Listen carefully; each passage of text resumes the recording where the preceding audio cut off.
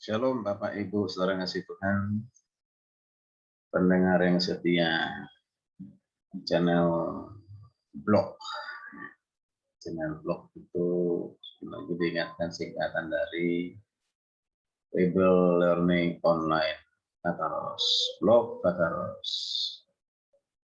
Bapak Ibu Saudara yang kasih Tuhan, saya sangat senang kembali mengajak Bapak Ibu berdiskusi tentang Alkitab. Dalam kesempatan ini kita melanjutkan yaitu tentang tipologi dan simbolisme dalam Alkitab.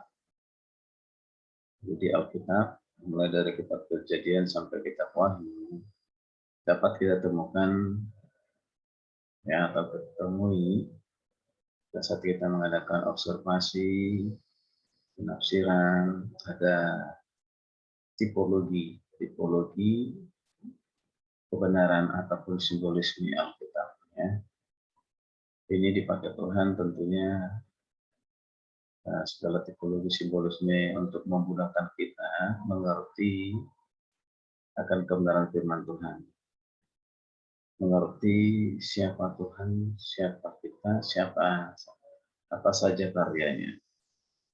Baik, jadi setiap peristiwa yang dalam Alkitab itu tidak ada satu kebetulan, tapi pasti ada makna masa lalu, masa kini, dan masa yang akan datang atau masa depan.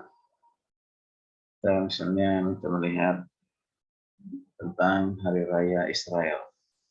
Jadi topik di season ini yaitu Hari Raya Israel. Hari Raya Israel itu cukup banyak yang dirayakan ya.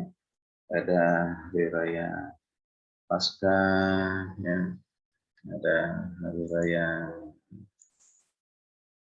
Roti Tidak Beragi, ya. Ada Hari Raya Pentakosta, Hari Raya Pondok Daun. Nah ini semua nanti kita coba melihat apa sih makna dari setiap hari raya ini dan mengapa ini masih dirayakan. Baik Bapak Ibu saudara kasih Tuhan, sebelum kita bersama-sama melihat makna hari raya Israel, lebih baik kita baca satu firman Tuhan yang mengatakan demikian. Hari ini akan menjadi hari peringatan bagimu. Kamu harus merayakannya sebagai hari raya bagi Tuhan turun-temurun. Kamu harus merayakannya sebagai ketetapan untuk selama-lamanya. Ini tertulis dalam Keluaran 12 ayat 14. Nah, ini satu amanat dari Tuhan kepada bangsa Israel untuk ya memperingati ataupun merayakan hari raya bagi Tuhan dari turun-temurun. Ya, jadi seperti yang disebutkan tadi ada hari raya Paskah, hari raya Roti Tidak Beragi, ada hari raya Pondok Daun, hari raya Pentakosta dan lain sebagainya. Ya, mari kita lihat bersama-sama sebenarnya. Jadi kita perhatikan di sini apa yang menjadi tujuan dari hari raya itu adalah menunjukkan arti lambang 3 hari raya yang utama dari hukum Taurat atau tarik Yahudi. Ya. Jadi yang kita bahas ke depan yaitu 3 hari raya ya. 3 hari raya. Oke. Bagi Israel hari raya Paskah, Roti Tidak Beragi itu adalah seperti hari kemerdekaan kita. Pada hari itu mereka memenangkan masa lampau, mengenangkan masa lampau dan bersyukur pada Tuhan atas kelepasan Israel dari perhambaan dan kematian.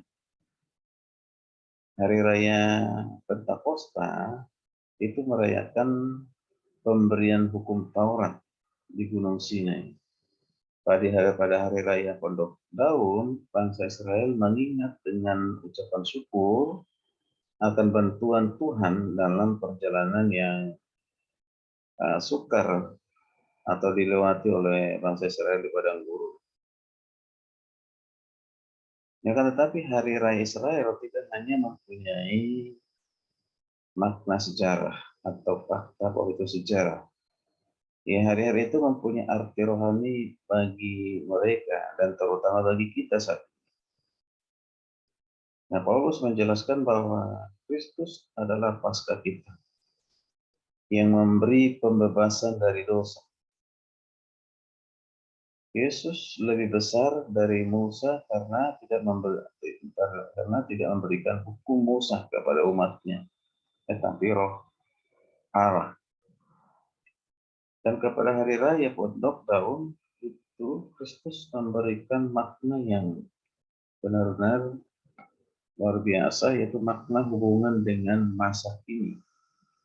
Mengapa? Karena Yesus adalah Immanuel. Dia adalah Immanuel.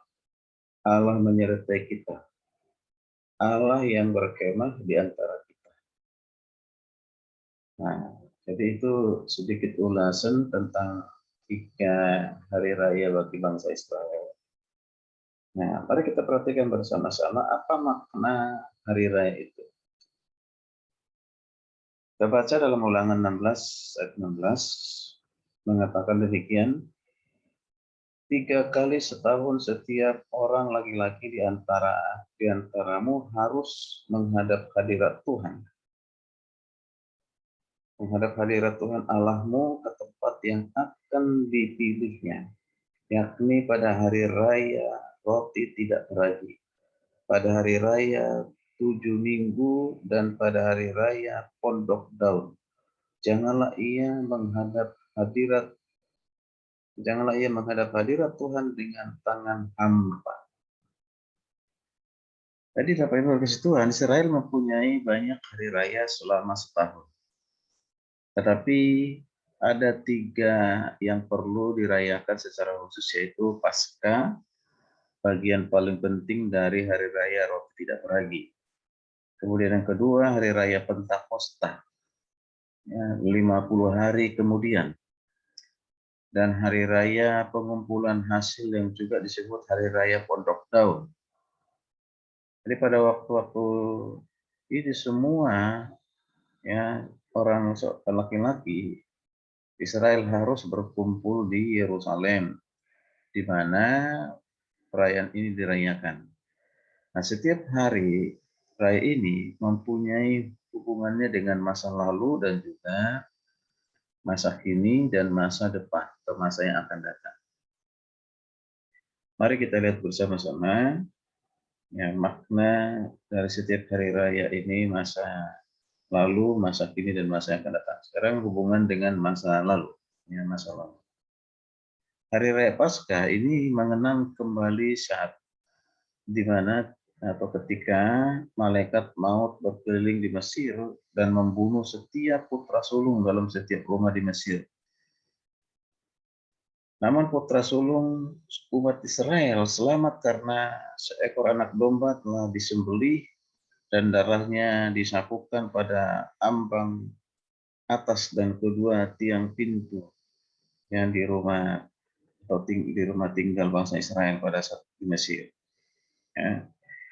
Hari Raya Pentakosta ini juga mengingatkan umat Israel akan saat ketika mereka tiba di Sinai dan menerima Taurat, dan Tuhan menempatkan dirinya kepada bangsa Israel. Hari Raya Pondok Daun ini memperingati tahun-tahun pengembaraan melalui padang gurun. Untuk mengenangnya, setiap tahun bangsa Yahudi harus membuat pondok dari ranting-ranting bermacam-macam pohon dan tinggal di dalamnya selama 7 hari. Nah, itu dilakukan oleh bangsa Israel. Itu hubungannya dengan masa lalu.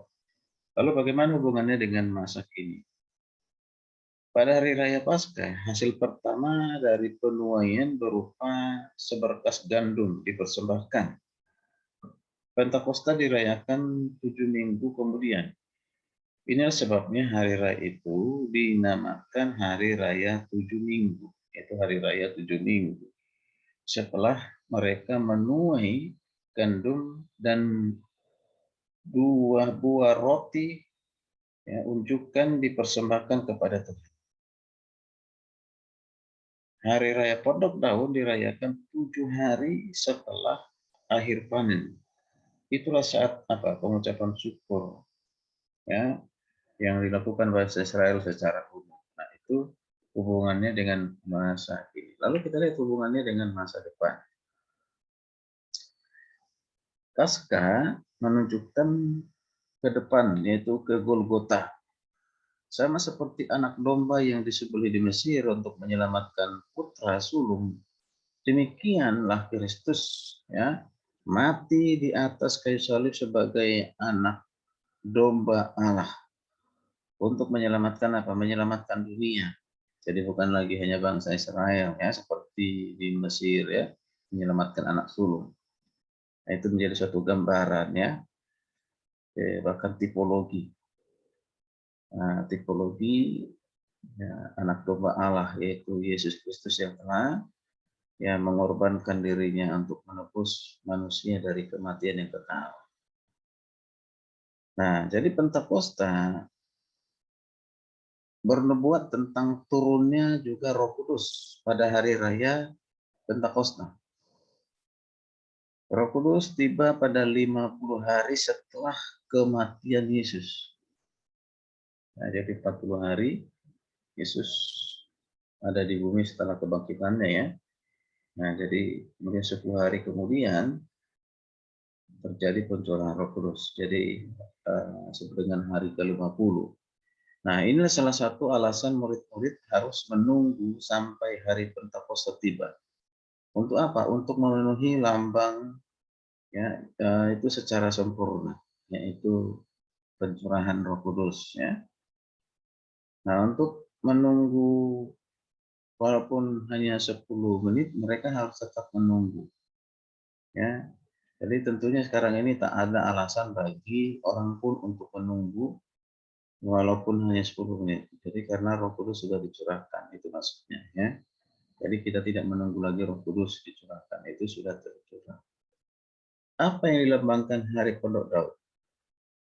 Ya, masih belum dipenuhi karena hari itu menunjuk ke depan kepada pengumpulan jiwa-jiwa dari segala kaum, bangsa, dan orang untuk apa? Untuk dibawa ke rumah surgawi. Nah, itu sedang berjalan dan belum tergenap untuk semuanya. Ya. Ini yang luar biasa, itu namanya, itu yang disebut tadi Hari Raya Pondok Daun.